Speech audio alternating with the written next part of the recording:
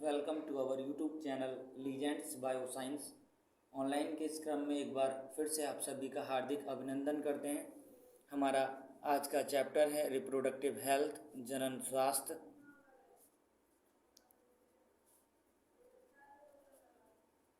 तथा आज का हमारा टॉपिक है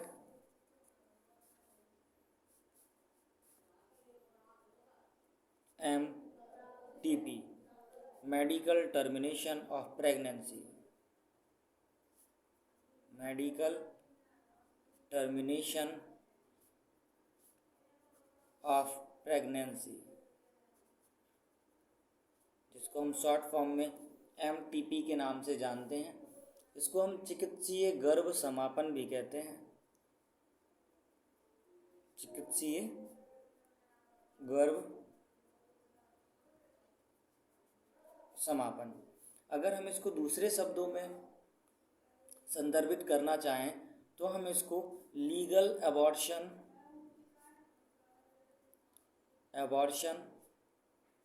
या फिर कानूनी गर्भपात भी कह सकते हैं। एबॉर्शन का मतलब स्वैच्छिक रूप से गर्भ को गिरा देना ही गर्भपात कहलाता है।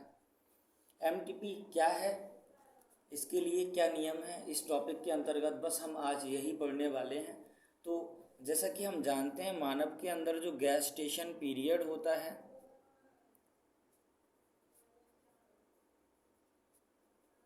गर्भावधि होती है, वो लगभग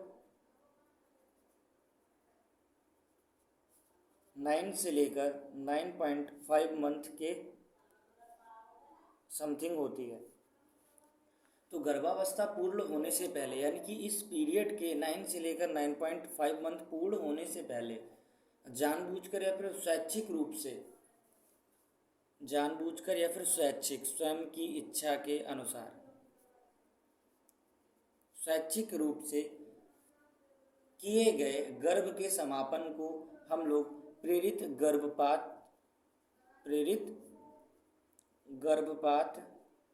जिसको हम लोग इंग्लिश में इंड्यूज एबॉर्शन के नाम से जानते हैं। इंड्यूज एबॉर्शन, प्रेरित गर्भपात, या फिर दूसरे शब्दों में हम इसको चिकित्सीय गर्भ समापन, मेडिकल टर्मिनेशन ऑफ प्रेगनेंसी बोल सकते हैं। तो स्वैच्छिक या जानबूझकर किए गए गर्भ समापन को प्रेरित गर्भपात कहते हैं। यह गर्भावस्था पूर्ण होने से पहले की गई प्रक्रिया के बारे में हमको बताता है। अब इसमें अगर हम पूरे वर्ल्ड का मैप देखें MTP के अकॉर्डिंग, तो गर्भ में लगभग 45 से लेकर 50 मिलियन MTP हर साल परफॉर्म की जाती है। 45 से लेकर 50 मिलियन चिकित्सीय गर्भ समापन कराए जाते हैं, जो कि विश्व की कुल सगर्भता का, यानी कि टोटल प्रेगनेंसी वर्ल्ड में जो हो रही है, उस सगर्भता का लगभग 1/5 पार्ट होता है। यानी कि अगर 5 हिस्से कर दें हम सभी प्रेगनेंसी के, तो उन 5 हिस्सों में से एक हिस्सा जो है वो MTP के द्वारा लीगली अबॉर्ट कर दिया जाता है, कानूनी रूप से उसको गर्भपात कर दिया जाता है। अब MTP को देखा जाए तो बहुत सारे देश बैन कर चुके हैं, क्योंकि इसमें नैतिक, सामाजिक, धार्मिक और भावनात्मक पहलू बहुत सारे जुड़े हुए हैं। किसी देश में इसको मान्यता है, किसी देश में इसको मान्यता नहीं है। अगर हम बात करें भारत की, तो भारत के अंतर्गत लगभग 1971 में भारतीय सरकार ने, इंडियन गवर्नमेंट ने एक चिकित्सकीय गर्भ समापन को लेकर कानूनी स्वीकृति प्रदान की थी। इस प्रकार कानून मादा भ्रूण हत्या, जो कि बहुत ज़्यादा उस दौरान हमारे देश में की जा रही थी, तो मादा भ्रूण हत्या को रोकने के लिए तथा मादा और पुरुष, यानी कि लड़का और लड़की के बीच में भेदभाव को कम करने के लिए बनाया गया था। अब हम जानते हैं कि ये MTP को कब और कैसे करके परफॉर्म किया जाता है। तो MTP अगर कोई कराना चाहता है तो उसके लिए कुछ विशेष कारण जो कि 1971 के कानून में दे रखे हैं, और समय समय पर इस कानून के अंदर बहुत सारे अमेंडमेंट किए गए या फिर सुधार लाए गए। एमटीपी को देखा जाए तो अनवांटेड प्रेगनेंसी, अगर कोई कपल नहीं चाहता है कि उसको और अधिक संतान की उत्पत्ति हो, तब वह अनवांटेड प्रेगनेंसी, अनचाहा गर्भधारण या फिर अनचाही सगर्भता को रोकने के लिए इसका प्रयोग किया जाता है।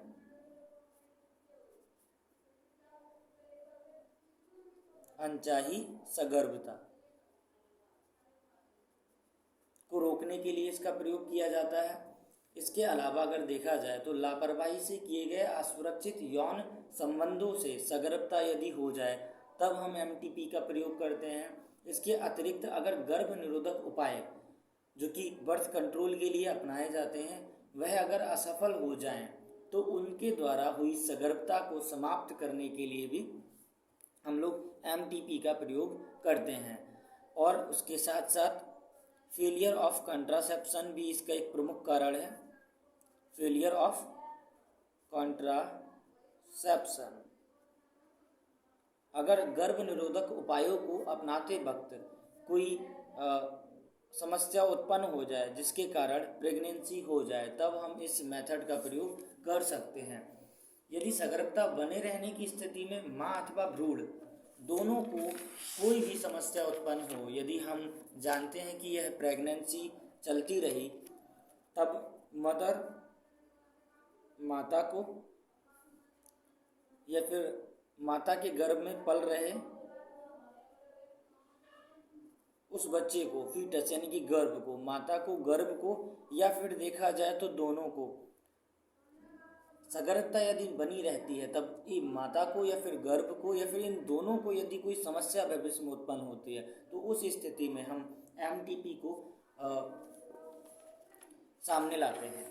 यदि अगर हम देखें कि सगर्भता की पहली तिमाही कि यह तो जान चुके कि कारण क्या है, लेकिन इसको कर हम कब सकते हैं, तो सगर्भता यानी कि प्रेगनेंसी हम किस दिन से काउंट करते हैं, तो जब स्पर्म और ओवम मिलते हैं तब एक क्रिया होती है जिसको हम फर्टिलाइजेशन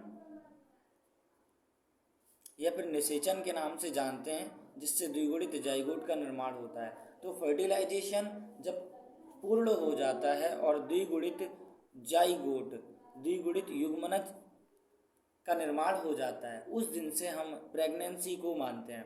तो जाइगोट बनने के पहली तिमाही लगभग 12 वीक 12 सप्ताह तक कराया जाने वाला गर्भपात जो होता है, एमटीपी जो होता है, इसको हम लोग ज़्यादा सेफ मानते हैं। तो प्रेगनेंसी के 12वें हफ्ते के अंत तक अगर हम इसे काफ़ी सेफ माना जाता है। अगर हम बात करें 12 वीक से लेकर 14 वीक्स तक एमटीपी कराने के लिए, तब यह बहुत ही ज़्यादा संकटपूर्ण और बहुत ही ज़्यादा असुरक्षित माना जाता है। तो एमटीपी अगर पहली तिमाही में करा सकते हैं तब बहुत सेफ माना जाएगा। अगर गर्भ के सगर्भता की दूसरी तिमाही में कराते हैं तो यह जो गर्भपात होता है, मेडिकल टर्मिनेशन ऑफ प्रेगनेंसी होता है, बहुत ही संकटपूर्ण, घातक और असुरक्षित माना जाता है, जिससे माता के स्वास्थ्य पर बहुत ही ज़्यादा बुरा असर पड़ सकता है। यदि हम देखें एमटीपी केवल योग्य चिकित्सक से ही कराया जाना चाहिए तथा बार बार एमटीपी को अगर हम प्रयोग में लाते हैं तो इससे माता या फिर जो लेडी है जो एमटीपी कराती है उसको बहुत ही ज़्यादा समस्याओं का सामना कर सकता है। अब हम बात करते हैं इंडियन गवर्नमेंट के उस नियम की जिसको 1971 में लाया गया था। समय समय पर इसमें बहुत सारे सुधार किए गए। चिकित्सीय गर्भ समापन अधिनियम जो कि 1971 में लाया गया था, लेकिन जब वक्त वक्त पर इसमें संशोधन या फिर सुधार होता रहा तो वर्तमान में इसको 2017 में संशोधित किया गया है। उसके बाद में पुनः इसको 2020 में संशोधित किया गया है। तो इसके अनुसार भारत सरकार द्वारा अनैच्छिक गर्भपात को समाप्त करने और मातृ मृत्यु दर को कम करने के लिए, यानी कि जो मातृ मृत्यु दर है, मोर्टेलिटी रेट है, 1971 में इसको लाने के दो प्रमुख कारण थे। पहला, गर्भपात जो कि इलीगल, गैर कानूनी रूप से हो रहा था, जिसके अंतर्गत सबसे ज़्यादा गर्भपात मादा भ्रूण हत्याओं को कराने के लिए किए जाते थे। पहला कारण यह था। और दूसरा कारण मातृ मृत्यु दर को रोकना था, जो मोर्टेलिटी रेट था, क्योंकि पुराने समय में इतनी सारी सुविधाएं नहीं होती थी, तो यह बहुत ही ज़्यादा विपरीत परिस्थितियों में इस ट्रीटमेंट को परफॉर्म किया जाता था। वह सारी सुविधाएं नहीं होती थी, वो उतने उपकरण नहीं होते थे, जिसके कारण माता को इन्फेक्शन हो जाता था और मातृ मृत्यु दर में बहुत ही ज़्यादा बढ़ोतरी देखी गई। तो मातृ मृत्यु दर को कम करने के लिए और इन घटनाओं को बिल्कुल नीचे स्तर पर लाने के लिए, इस उद्देश्य से इस अधिनियम को बनाया गया। इस अधिनियम के अनुसार एक पंजीकृत चिकित्सक की राय पर गर्भावस्था के पहले 12 हफ्तों में, यानी कि अगर 12 वीक्स ऑफ प्रेगनेंसी है, तब हमको एक सर्टिफाइड डॉक्टर की आवश्यकता होगी। यदि यह डॉक्टर कह देता है कि हाँ, गर्भपात जो है उसको कराना चाहिए। गर्भपात के कारण तो हम बता चुके हैं। पहला, फेलियर ऑफ कंट्रासेप्शन, यदि गर्भ निरोधक के उपायों में कोई असफलता हो जाए। दूसरा, असुरक्षित रूप से किए गए यौन संबंध। तीसरा कारण इसका प्रमुख जो हम बता चुके हैं कि यदि सगर्भता के बने रहने की स्थिति में माता और गर्भ में पल रहे बच्चे को या फिर दोनों को कोई समस्या उत्पन्न हो।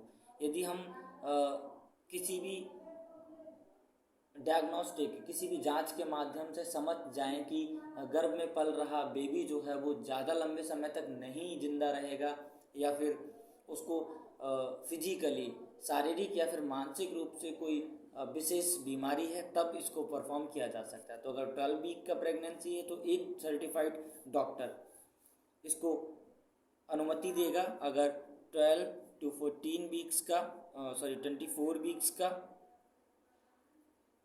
प्रेगनेंसी है तो उस कंडीशन में 2 सर्टिफाइड डॉक्टर्स की, 2 पंजीकृत डॉक्टर्स इसको परमिट देंगे, तब एमटीपी को परफॉर्म किया जाएगा।